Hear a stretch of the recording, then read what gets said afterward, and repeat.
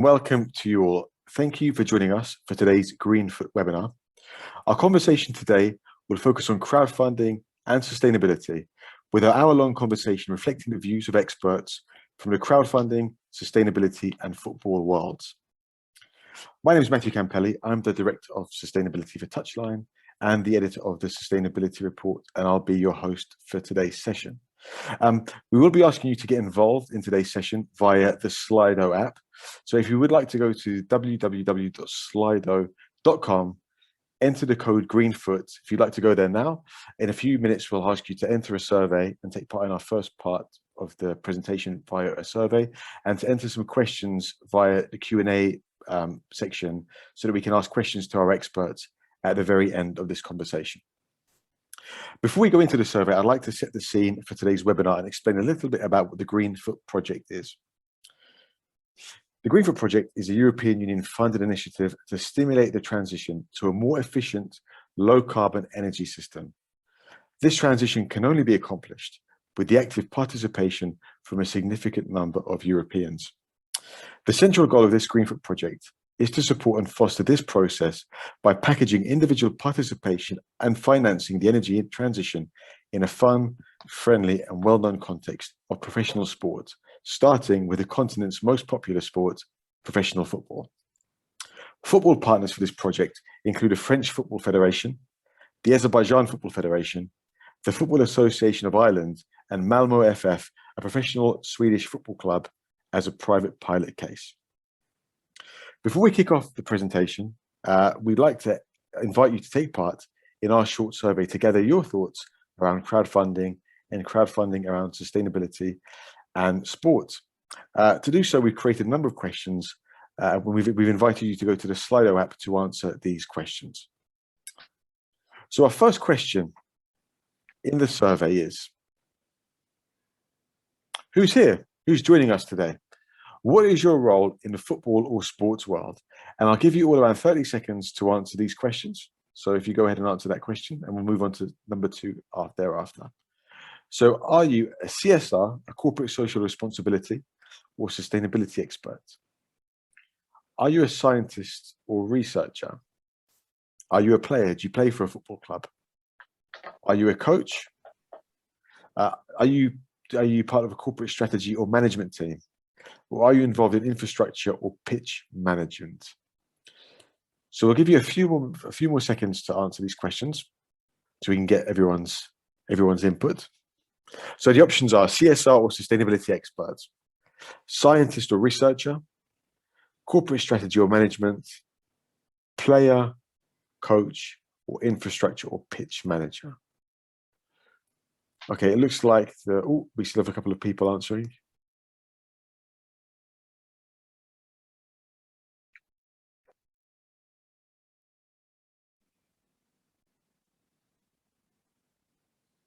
Okay, it looks like we've got a pretty kind of even spread among the first 3. So 40% are CSR or sustainability experts. That's now 45%, as it's all going in real time. Just over 35% in corporate strategy or management. 18% are scientists or researchers. We have no players, coach, or infrastructure pitch managers. Let's move on to the second question. Second question is very simple: yes, no, or I don't know question. Have you ever ran a crowdfunding campaign? Have you ever been responsible for a crowdfunding campaign? Let's give you all a few seconds. I think we had 11 or 12 respondents beforehand. I'll wait to get to that number now. So we have yes, no, or I don't know.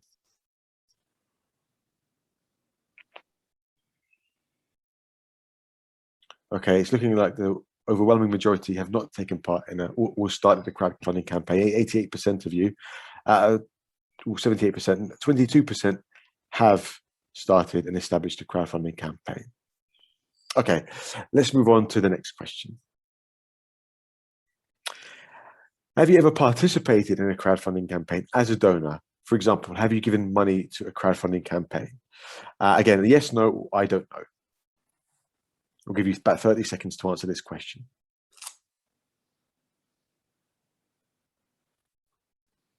And this doesn't necessarily have to be for sport or sustainability, just a general crowdfunding campaign. Have you ever participated or donated to a crowdfunding campaign? Okay, the majority of people have, 80% have given money to a crowdfunding campaign, 20% haven't. Let's move on to our penultimate question. Do you think you would invest if your favorite football club or any club, sports club, ran a crowdfunding campaign related to sustainable actions?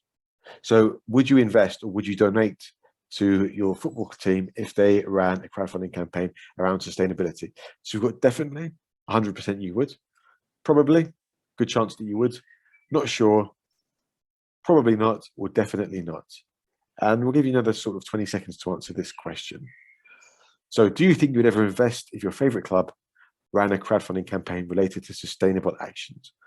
Probably, definitely, not sure, probably not, or definitely not. So the good news is that almost everyone would at least think about it. So 55% probably would donate to a sustainability campaign run by their football club.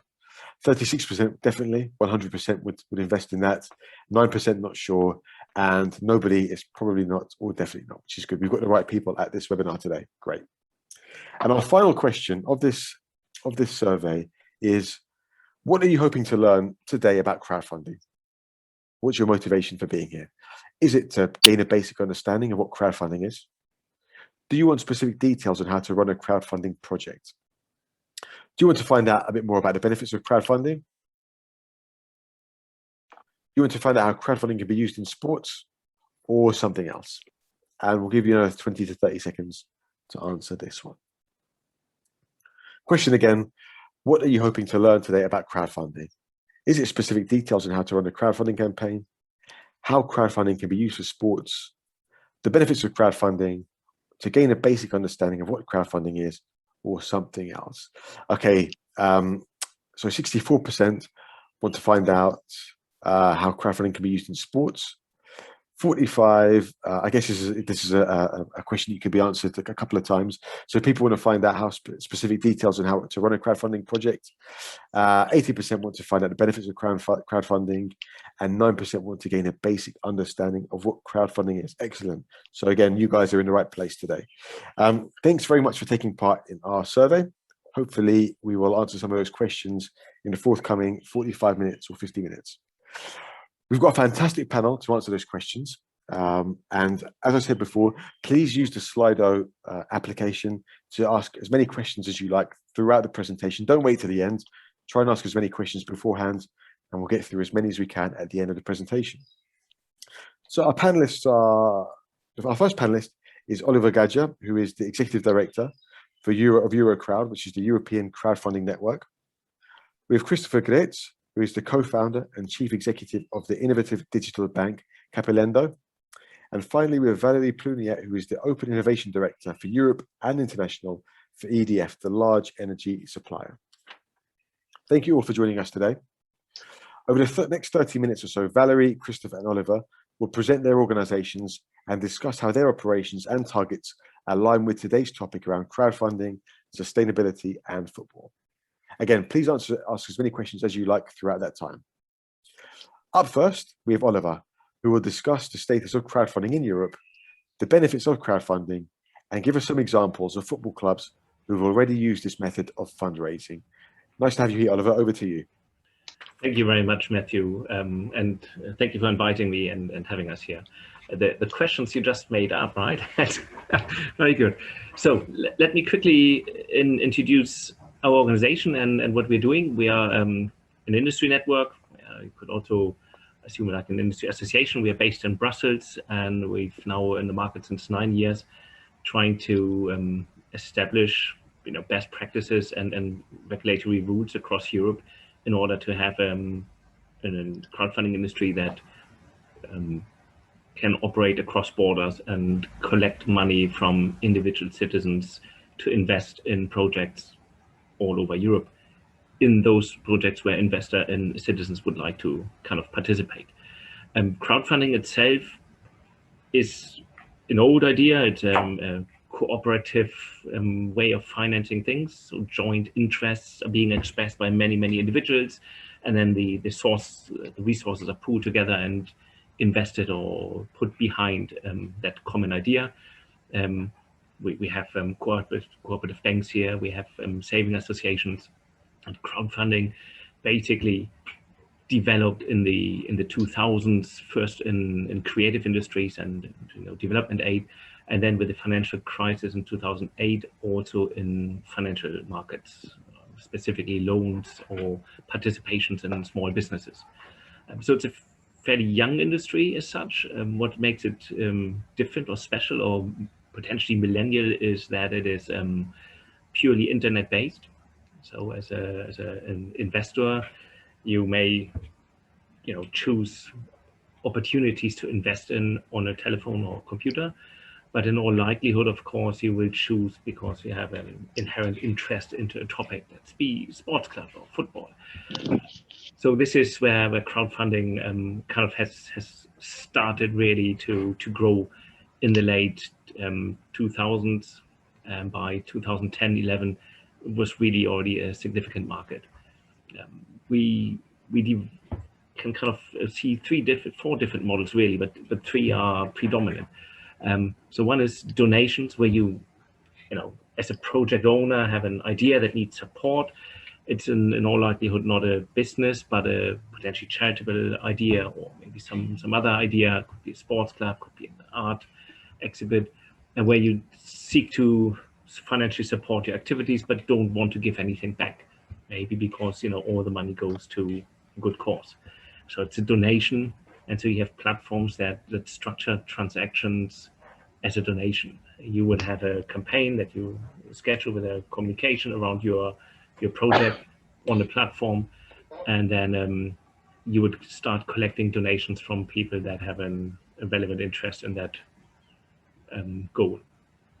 Then you have a second one, which is called reward, where you basically also donate money to a project as an investor, or you collect money from individuals for your project, depends on which side you're on. But this time you would give a tangible reward. So this could be a pre-sales. If you have a product you want to pre-sale, you give a discount and you find your first customers through a crowdfunding campaign, and then maybe test your product in the market to get feedback, improve it, and then go into production to launch into the market.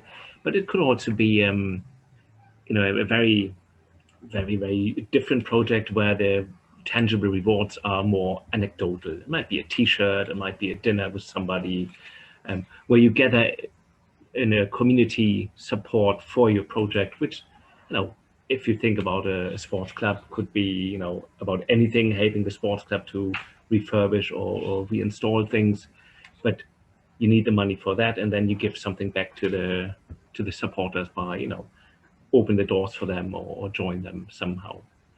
So there's different models that you can evaluate, and there's different, gift or kind of, things you can give out that work quite well, that have been experienced with, and platforms that operate these models would help you as well to structure a project. We then have financial instruments. There is one lending, it's a loan, which we usually get from the bank. And then the actual structure is very much like if you go to a bank, but it's faster. It's your investors or citizens, individuals, or largely, in some cases, there are also institutional investors. And then you repay the loan over an agreed time frame with an agreed interest according to the risk that your project would have. Here, of course, you need to be basically a business in order to ask for a loan. There are some consumer loan platforms, but they're not really relevant for this topic, and they're also slightly differently seen by regulation. So you would have to be an entity, a legal entity that can take a loan. So it could be a sports club, and then you can, ask friends, communities to support you in financing projects against repayment of the loan and interest. And then the last one would be an investment, a participation in a business, be it a shareholding, be it some other legal structure, where basically the investor gives money, and then you as the project owner in return give a participation in your business. Might be a share, might be an option, something like this. So these are the four main topics: donations, reward, lending, and equity. The market in Europe today is very diverse. We have 27 member states, and then we have those EU countries or those European countries that are not member states. Britain is one of them, Norway, and so on, Switzerland. And you have crowdfunding activities in most of these. I would say in every member state you have crowdfunding activity which is not regulated by financial market authorities, so donations and rewards. And they are actually quite vibrant, and you have usually at least one large platform per country where you can really drive these type of activities. And then we have a very fragmented market for financial services. So equity and lending today is mostly on national level, but we've worked quite hard. And as of the end of this year and the latest the end of next year, there's some transition period. This will be a pan-European market under harmonized regulation. So by 23, you should be able to expect to say, I want to raise funds for my project. I want to raise it from Europeans. Some clubs, some entities have a European-wide reach. And then you can actually do this through those platforms that are then offering this, be it loans for your business or be it participations. And so because of this, the market is changing, and it's difficult to really capture where we are. But just to give an example, the German market, because we have also Christopher here from a German platform, in a minute, the German market has transacted in crowdfunding, and this is mostly financial services, over the last 10 years around 5 billion euros as a market. It's not huge if you compare this with other alternative investments or banking, but it's not bad either, and it surely shows that there's possibilities to finance projects that otherwise may not get funding. And we have other markets like the UK, which are much bigger. So this is good. What is the benefits for you to go out crowdfunding? It's usually not a good idea to say nobody wants to give me a loan, I'll go crowdfunding, because crowdfunding platforms will also do some form of checkup and due diligence on you. But it's many times you don't get a loan because the business model, be it your sports club, it's not really bankable, or you miss certain criteria that they would like to see. And their crowdfunding platforms have been incredibly helpful to enable funding for these kind of organizations. And so this is where you can look at on that level, but most often it is more where you have an idea which is engaging to your community, to the people you work with, and then it really makes sense to have the participation of individuals, gather their feedback, potentially work with them in some way in improving your business and your idea. And once you've done this, there's no reason why you cannot also have other financing next to it. So many projects have been financed first with a reward-based crowdfunding campaign, and then have been receiving bank finance. There have been banks that have put this as a prerequisite. If you create a crowdfunding campaign and are successful, we will give you a loan. So this is where crowdfunding really is strong in community-based businesses or ideas that resonate within a large audience. And so this is, I think, what should be kind of seen. And then the feedback, the direct connections to your users as also investors is extremely valuable. Some good examples of crowdfunding, they are really diverse. I mentioned it earlier, so it started with the arts. It happens basically in more or less everything, even those industries where we would think it doesn't happen, like medtech, so medical technology development, research and development. We've seen applications being crowdfunded that usually would go to specialist investors. Largely, though, it is, of course, something that has an affinity to the consumer or the larger audience. So we see a lot of applications in renewable energy. We also see applications, and we hear about this later on as well by Valerie. We also see financing of innovative businesses or just small businesses that have a real impact on the community. For sports, it depends on what you do, but it's usually linked to refurbishment of football clubs, stadiums, or it's about renewable energy applications. There is a study that I believe is on the GREENFOOT website that details out of 8 countries examples which you should look at. It's successful community-based investments in sports. It also shows you what has worked or what hasn't worked, and what are the likely risks, also what maybe investors or potential funders would like to avoid. So I could suggest you to go to the GREENFOOT website and download that paper, and then you can read up into this. That wouldn't fit into a 10-minute presentation here. I think, Matthew, my time is probably up. I'm happy to hand over.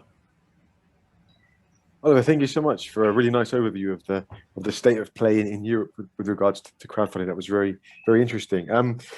Next, I will hand over to Christopher, who will spend the next 10 minutes or so giving us a snapshot of Capolendo's work, and more specifically a crowdfunding project he has worked on with Bundesliga's Vi club, Karlsruhe Sports Club.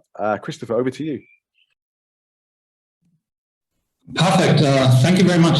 I would like to share a short presentation, maybe to guide you through that. I'll try to do the screen share, see if it works. Just give me a heads up if you can see the slides. Perfect. All right. Yeah. Thank you very much for having me here today. I think this topic really fits us as a company, as we, on one hand, started as a classical crowdlending platform, which we still are, covering the European market, but on the other hand, had a lot of touch points actually with professional sport, especially with football campaigns in the past. So I will just give you a short overview who we are, so you get a feeling what we're normally doing, and then go into some of the use cases that we were funding throughout the past, especially in the German Football League. So who's Capilendo? Let me check if that switches over to the next slide. Perfect. We are the market leader in SME crowdfunding in Germany. We are currently, through strategic partnerships, we have funded 280 million so far in financing volume since our foundation in 2015. Bit more than 500 transactions over the past. We have around about 100,000 investors signed on the platform, and around about 40,000 of those are actively invested in projects. We have the core markets in Germany and in Austria. We're also covering the Nordics to a certain extent. This is where we settled. We do crowdfunding to crowdlending, to jump on what Oliver was telling us. Starting with real equity, where you have the chance, especially in the Nordics, to participate in share campaigns, as well as subordinated loans down to classical senior loans, which will be harmonized throughout the European Union as well by the end of the year, which we currently only offer in Germany and in Austria. And based on that, we build our platform in the past. We always have mainly retail investors. Around about 20% of the financing volume on our platform comes from institutional investors, which are small family offices, pension funds, and smaller institutionals. And on the other side, we normally always had SMEs and companies and corporates that wanted to fund. I think it was in 2016 when we first met the football club here in Berlin, which was Hertha BSC, on a meeting on digitalization. Oliver, you were mentioning normally, things that you can fund with a classical crowdlending campaign. Could be sustainability projects, could be investments in stones or in real estate, refurbishment, and et cetera, et cetera. Hertha BSC was especially focusing on the project of digitalization. That was their main topic. And they understood to that certain extent that they said it makes a lot of sense if we build more digital channels and we want to build them for our fans. It makes sense to also use digital financing to refinance that and have fans, members, and everyone participating. It was sort of the first time in the German market that a football club did crowdlending on a platform. We have to be completely honest. In the case of Hertha BSC, I was basically just the technical the party in the middle, because the main part of the investors, as you can see, 73% of our investors were members of the football club. So they brought together both sides. And this is actually not a new concept for Hertha BSC, especially in the German market. There have been fan bonds in the past that were normally published by banks, which were always connected with, you're on a Saturday in the stadium, you talk to your fans, you tell them, okay, now's the time to participate in your club, but you actually have to wait until they get to the next bank branch on a Monday morning, sign 30 pages of paper. And this is where we jumped in and said, okay, we have the platform, we have a fully digitalized process. So the only thing that the fan was stopped by was basically, you know, if you had a beer and a sausage at the same time in your hand. We're still in Germany, so beer and sausage makes a lot of sense. So you had no chance to take out your phone, but it worked quite well. We actually limited it at 2.5 million euros and funded it basically at halftime of a football game against Leipzig in Germany. We started the campaign, and it took 9 minutes to finance the project completely. Drew out in the stadium, used all marketing channels that were available, but we saw, because it's basically a model where you can say you can put things in a basket like you do on Amazon, and then you confirm your order later. We basically saw that there were over 15 million euros still waiting in the basket. So 2.5 million was a pretty low amount of financing at that time, but we still focus on these regions of loans. In this case, this was really a classic loan, 3-year term time, 2.5% or 4.25% interest rate. The interest was paid on a yearly basis. The loan was repaid after 3-year term time. At that time, it got quite big coverage throughout the world because it was a basically completely new step for a football club to move into that direction. It was not the last product that we financed. I just took out 3 different clubs here. We have more in the football field that we did. Hertha BSC, as I said, classical loan. A bit later in 2017, we financed Karlsruhe SC, which is a football club from the south. In this case, there was no investment in digitalization, but into the stadium infrastructure and the youth area. New courts were built, the youth centrum was built.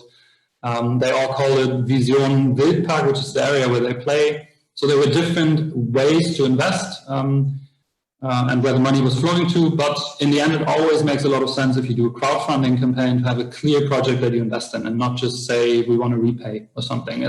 They need to be clear haptic investment possibilities for investors. In this case, we did a subordinated loan, which had a 5-year term time and a 4% interest. And to lower the financing costs for the club, we here went with an additional 2% voucher value per term time year. So fans, on one hand, got the interest, on the other hand, got merchandise vouchers that they could use in the stadium, could use for buying the next ticket. So this is just an example that shows that you can also combine. Oliver was saying it in the beginning, we normally do a rating of the club.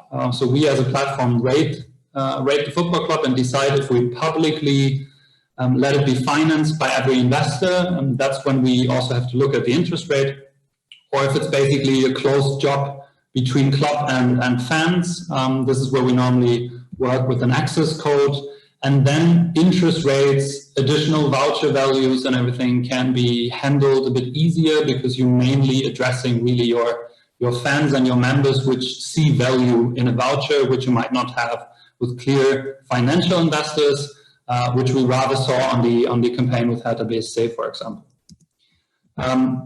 Just to add another topic or add another financing product that we used in the past, it's again the same club, but another product. Karlsruhe SC here offered their members and fans to really participate in the club by having a spin-off holding that is participating in the club, basically. But holds all rights of the football club, and fans had the chance to acquire a stake in their football club by real shares. Also here, we fully digitalized the share purchase process because that's normally a process that has media reach. You need to physically sign documents and everything. All this is fully digitalized here. Shares are not listed on a stock exchange, and also here we had around about 2,200 investors coming in and participating.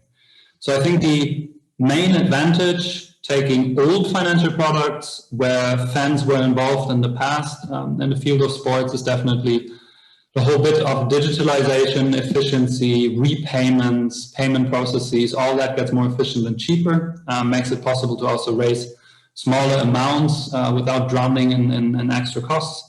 And this is all possible by having it available digitally with every device that you want to connect to. And maybe last but not least, to give you a short overview, how do we normally get to a campaign? As I said in the beginning, the first step is we sitting down with clubs. We actually do that right now quite often. I think this way of refinancing is, especially if you take out maybe the top 2 clubs, it's a product that every club in Germany is looking at, and we're in discussions with a lot of them. The first thing is always to define the parameters, like what do you really want to finance, which product does fit the best? Should it be a loan, a short-term loan? Should it be subordinated capital? Should it be a share campaign where you raise real equity, which allows you to improve your balance sheet as well? This is what we do first.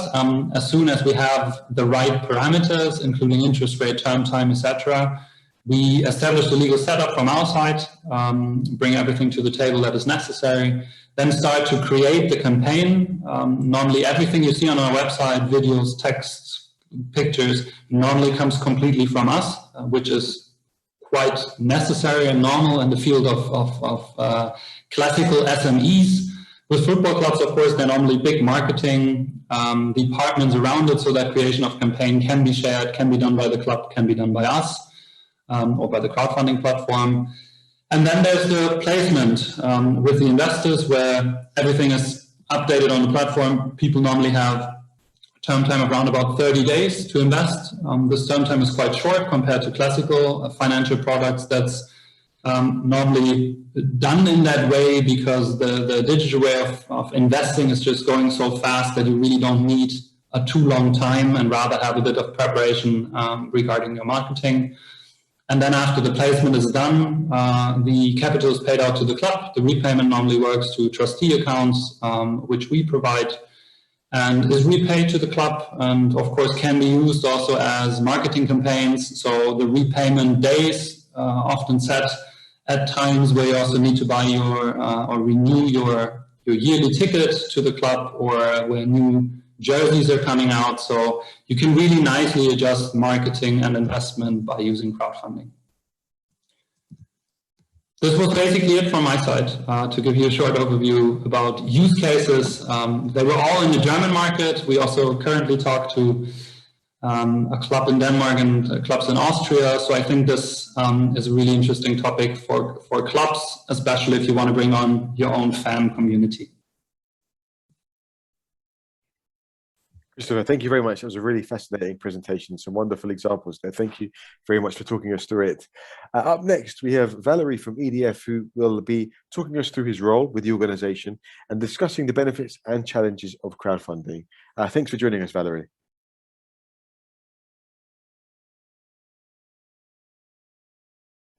Well, Valerie, I think you're on mute. Oh, yes, sorry, Matthew, hi. Hi, everybody. So I'm with EDF. So EDF is a large energy company that is active throughout the world and mainly in Europe. I do have a couple of slides, maybe that you could share, Jed, possibly. So our main mission and vision is to help society achieve net zero to fight against climate change. So we are actually the largest low carbon energy company in Europe, with 3 pillars in our development and mission and vision. Is first to get closer to our customers. The second is really to go and focus about any solution toward low carbon society, because we believe climate change is the most critical battle or war of the century, and to have an international deployment and development. And we are actually bringing some low carbon solutions to many different countries. So you could, and I don't know if you can share some screens possibly, but otherwise not a problem. So the question is, what is EDF, a large energy company, doing in GREENFOOT? And this is the next slide. Thank you. So we are there because we are involved in sport for many years. We have a partnership with the French Federation of Football. We are one of the key partners for the next Olympic Games in Paris 2024. We have a team of sport men and women in different disciplines, and we like actually to combine and to connect the sport and the well-being and the climate change. And there was recently a workshop by UEFA on cleaner air, better game. And indeed, yes, sport is about well-being. Sport is about values and education. And these are very essential to the climate change mitigation. So crowdfunding, as Christopher said, is a very good and efficient tool to engage people, and basically every people, on the climate change mitigation, on low carbon project in their territories. So this is not like, letting their money sleep in the bank and they never know what the bank is doing with their money. It is to say, okay, no, I want my money to serve for a purpose. And this is to mitigate climate change. This is to help my local club or cities on getting more efficient on energy. I said our market is Europe, and I wanted to raise a point of attention on crowdfunding, because in order to do crowdfunding, what do you need? You need a project. You need to do something. You need to have a need for money, and that could be indeed a link to energy. And this is GREENFOOT. So that could be renewable energy, like you put solar panels on your roof of the stadium. That could be changing the heat pump for the training facility or the headquarters of the club or some administrative buildings. That could be lighting, like bringing some LED into the high power lamps and lights throughout the facilities. That could be linked to the electric vehicle charging station that you might want to install on your parking, or shadowing PV panels on your parking as well. So there's quite a bunch of excuses or projects that are not core business of a sports club, but that are actually quite close, because that is an improvement of efficiency. This is also an improvement of the well-being of the players, of the spectators, and basically the whole ecosystem. So you need that. But you also need a serious player in order to realize the technical part of this project. And I think this is quite important. We are able, as of course many other companies, but there's a point of caution about not contracting necessarily with anyone that you didn't hear about, because you could just have someone not able to develop properly as a project. And the base, the foundation of the success is for the project to get some financial benefit, so that in lending, which is, you understood, the main scheme for crowdfunding, you could indeed, the project could indeed generate the interest to reimburse the people who brought their money as a loan. So you need that, and but then you also need, of course, a crowdfunding platform and an efficient crowdfunding platform. And same thing, you have quite a bunch of them out there. And in GREENFOOT, we are also here to help identify the most serious. Very clearly, Capilendo is one of the leaders in there. There are more all over Europe, but so you have to have this point of attention. So if you move to the next step, to the next slide, you can see that in EDF, we took crowdfunding very seriously for many years now, more than 5 years ago. 6 years ago did we start. We have now close to 200 projects that have been financed by many different people, mainly in France, Belgium, and Italy so far, and up to around 20 plus million euros already collected. And which is more importantly, again, is that the use cases are quite diverse and go with different parts of a group or could also be in link with some partners. We had a project with a city partner of EDF. We could have, of course, project with other partners such as customers or a football federation, as I mentioned. So the next slide gives you a quick overview of one or two success stories. So you have on the left a district heating system with the city of Rouen in west of Paris, where we improved the district heating and let the people engage with it, which was an excellent way also of communicating about this type of project. Even more, of course, popular, I would say, is to put, as we've done in Belgium, to put some solar panels on the roof of a brewery. And then, of course, it's, as Christopher mentioned, it's a wonderful mix of marketing and investment, so you know exactly what your money is doing.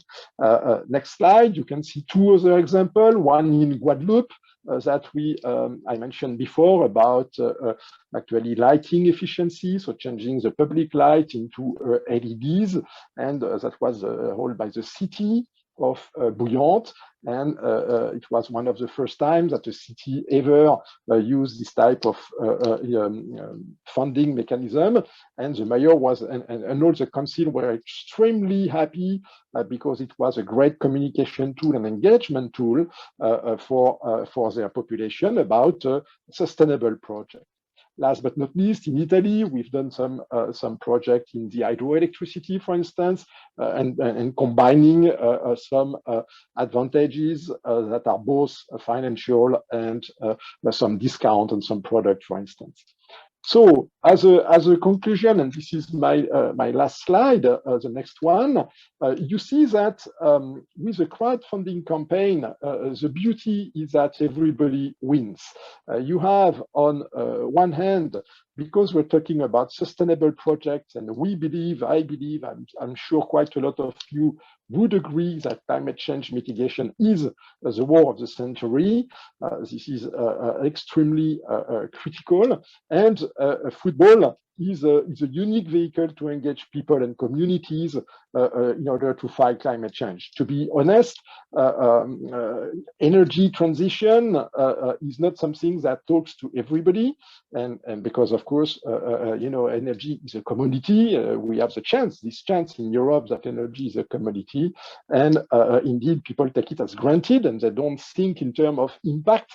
But let's not forget that energy is actually the first contributor to climate change, because it is, well, depending on the energy mix, and here at EDF, again, we are the champion of the low carbon energy, but else energy could generate quite a lot, is generating quite a lot of CO2.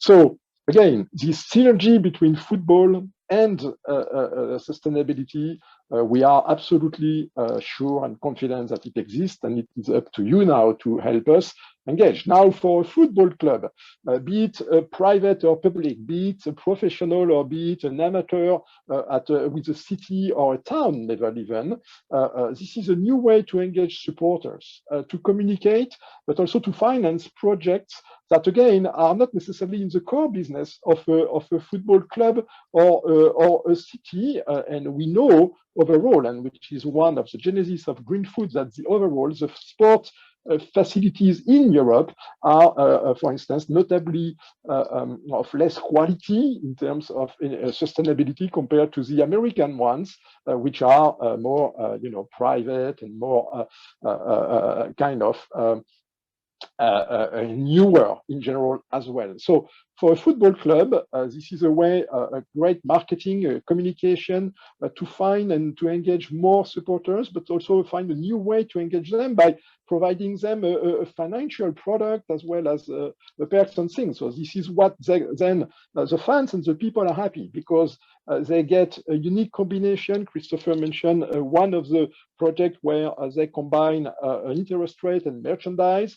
This is the direction we want to go in GreenFoot. We want to develop this in order to have an interest rate, financial interest rate on the crowdfunding, which is better, actually quite better than what people in Europe get from their checking or even savings account in Europe, but to combine it with special offers or perks or merchandise, such as a discount on the jersey of the club, such as indeed a meeting or something, a perk with a player, this kind of thing. So people are happy, especially if they are able to pick the type of reward they would like to get, in addition of the interest rate they would get.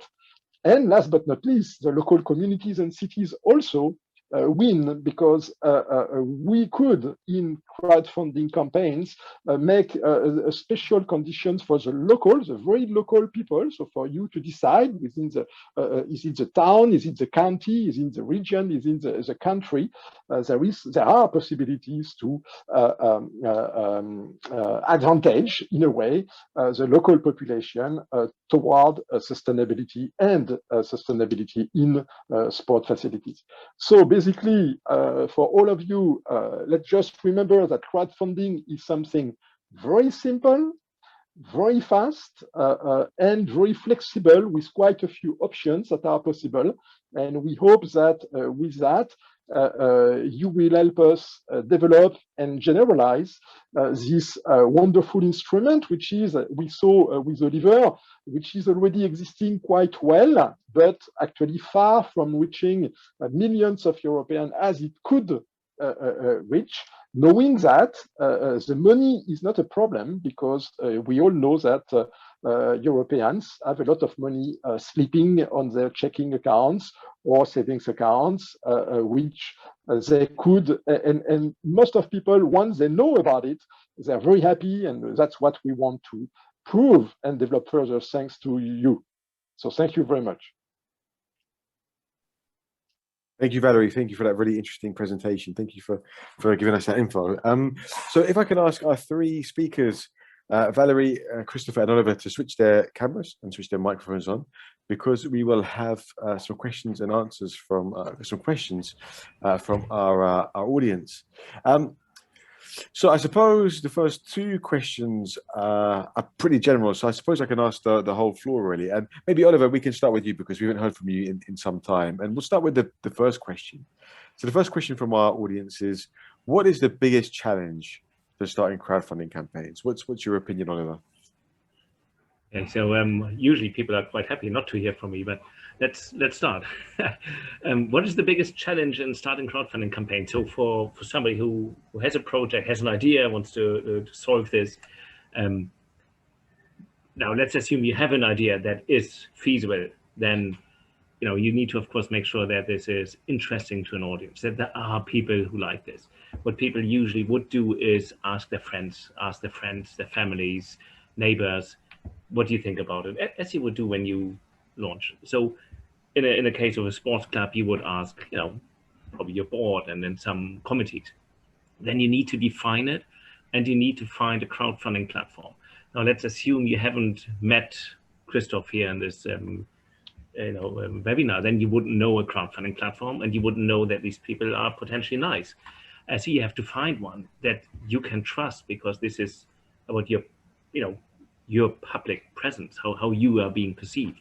So you need to find a crowdfunding platform that can first advise you. Is the solutions that we offer, are they the right thing for you? Because you may say, I want a loan, but maybe there's a better solution. So this is, I think, a big step that for many is not as easy as going to a bank and ask. So this is the first thing. You need to understand what crowdfunding is, how it works, how your own persona or entity fits into this communal activity, and how you can communicate it. And then if you're happy to be basically very transparent about what you're doing. So that is this thing you need to overcome. And once you've done this, you can find people that you can work with and formulate a campaign and goals and move forward into the process. Before I move on to Christopher, just a quick message to the audience. There's still about 10 minutes for you to get your questions in, so please feel free to ask us any questions. We've got a limited amount of time, but we do have time for more questions. Christopher, what's your take on this question? What's the biggest challenge to starting a crowdfunding campaign? Yeah, but let's keep the focus on football clubs as this is the main topic. I can completely agree with Oliver. I think the three major questions that you need to ask yourself is, what is the right product that I'm looking for? So what do I want to finance? Do I have a project that is haptical, that people can understand, and not just a refinancing need to a certain extent? Do I want to invest in youth? Do I want to build new courts? Do I want to invest in digitalization? Because the crowd needs something specifically to attract their attention. The second question is then, am I willing to talk to my own crowd? Because the advantages towards bank financing, when we talked about it in the beginning and said, like, crowdfunding can enable companies to fund something that is normally unbankable to a certain extent. So when we talk about football clubs, our experience is that there's always at least half of the investment motivation is emotionality. So it needs to be emotional to a certain extent. So it needs to be the own crowd, because normally the expectations of risk coverage or interest really diverge with what the club wants to pay, between the clear financial investor and what the club wants to pay. So I think to do crowdfunding, you need to talk about it. So having a clear topic, be willing to talk about it and advertise in your own crowd, which is the fan base. And the third topic then is, of course, to find a crowdfunding platform that you not only trust, but also compare. Do they offer everything around it? Because it's a public financing in the end. So you need to have a capital markets expert, if you want to say so. You need to have what is with interest payment? How is that regulated? If I have 5,000 people in the end, I need to pay interest, I need to pay taxes, I need to pay, and so far and so forth. So I should find somebody that gives me like an all-inclusive package, basically, and understand all the topics around it, and ask about these topics.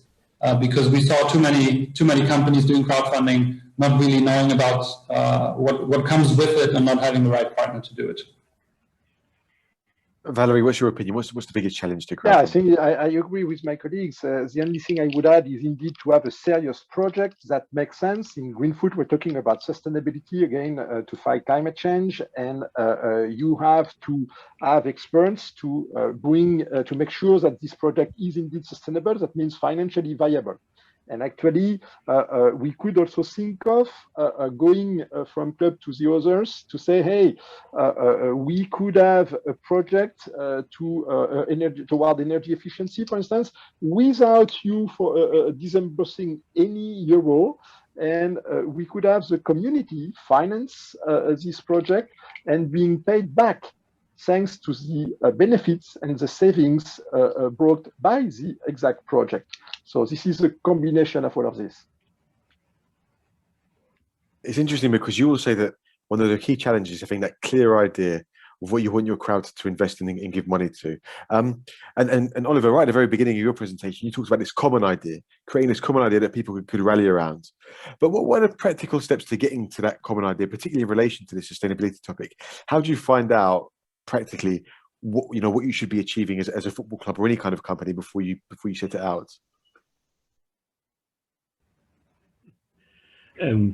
Yeah, Matthew. So I think there's some, let's say, low-hanging fruit. Yeah, right now at least, in the environment we live in.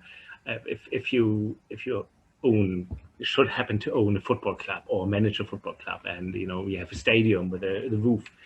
The solar panel installation, I think, is a no-brainer that would resonate with a lot of fans. Yeah, it may be something completely different if you have something more complex that is not known about.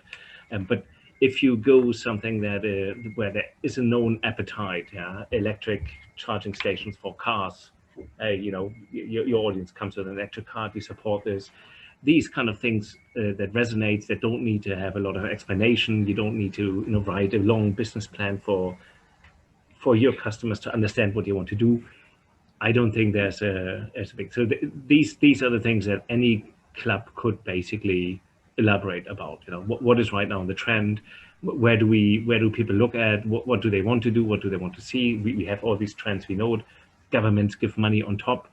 That is something I would exploit first of all. And then you also see with something like this, does it work? Do we have traction? Do our fans, does our community wants this? And then you could go and make something more complicated if you want to. But I think this is where for anyone that's easy. Yeah. Valerie, in your presentation, you talked about the different pieces of infrastructure that football clubs could go for, like solar panels, like heat pumps, for example, and those projects. But a similar question: how would you go about defining what your challenges are as a football club to look for those particular projects? How would you choose the project? What criteria would you look for? Well, actually, yeah, I would rely on partners that you can trust, which is quite important. And actually, we could think of very light audits to say, okay, do you have LEDs? I mean, when did you change your heat pump? Don't you think that your stakeholders or customers or spectators are interested, as Oliver just said, by electric vehicle charging stations and so forth? So, a quick survey, I think, and then up to expert in energy to build a proposal to say, hey, again, here's a package. We would propose to combine a heat pump and this and this. You would have nothing to pay up front because, again, especially in COVID, a lot of clubs, this is not against their core business, but it makes sense for the society and to fight against climate change. So there could be a process like that, a very quick survey or audit, and then going one step lower to say, let's kick off some project. And which must be a success because you want to show people, and this is a way to scale up. If we want to scale up this type of things, we have to make sure that if a project delivers, wants to pay the individuals like 2 or 3% interest rate, that means that the return on investment must be higher than that by the project. Christopher, question I think which is related to your example, the Hertha Berlin example around merchandise. So we have a question from the audience, which is, assuming you can encourage fans to donate once with merchandise, jerseys, for example, how can you encourage them to keep donating for a second, third, or even fourth time?